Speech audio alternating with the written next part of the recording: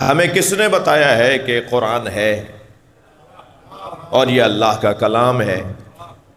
ایک صاحب کہنے لگے جی مجھے حدیث کی ضرورت نہیں ہے، ہمیں صرف قرآن کافی ہے۔ میں نے کہا نعرے لگانے والے ہمیں اچھے نہیں لگتے، عمل کی بات کرو۔ یہ تم نعرہ لگا رہے ہو کہ ہمیں قرآن کافی ہے، جی عمل کیا کہتا ہے؟ تمہیں کس نے بتایا ہے کہ یہ قرآن ہے؟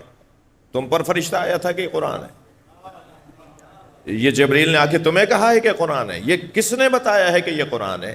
جس نے یہ بتایا ہے کہ یہ قرآن ہے اس کے بتانے کو حدیث کہتے ہیں۔ صلوات پڑھ لیں محمد و آل محمد۔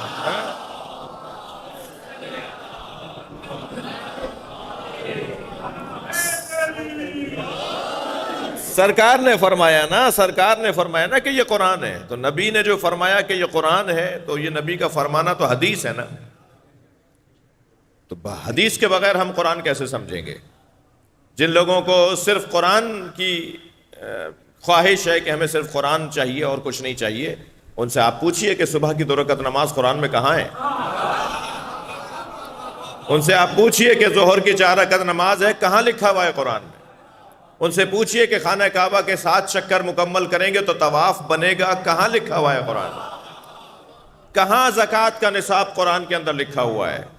بتائیے نماز پہلے قیام کرنا ہے، پھر رکوع ہے، پھر سجدہ ہے، یہ ترتیب قرآن میں کہاں ہے؟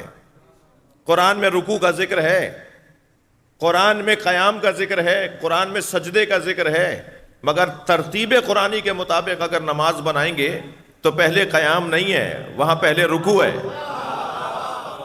وہاں پہلے پھر سجدہ ہے، پھر قیام ہے۔ تو اس طرح ہم نماز پڑھتے ہیں؟ کیوں نہیں نماز پڑھتے؟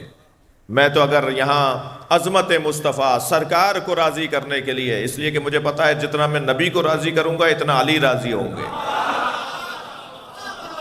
صلوات پڑھے محمد و آل محمد۔ اللہم صل علی۔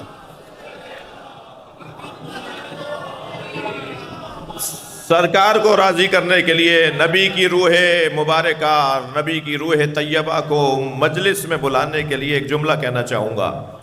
بھائی تم نماز قرآن سے نہیں دکھا سکتے کہ جیسے نماز پڑھتے ہو، اسی لیے تو سرکار نے فرمایا کہ صلو کما رأیتمونی اصلی۔ یہ نہیں فرمایا صلو کما اصلی، نماز پڑھو جیسے میں پڑھ رہا ہوں۔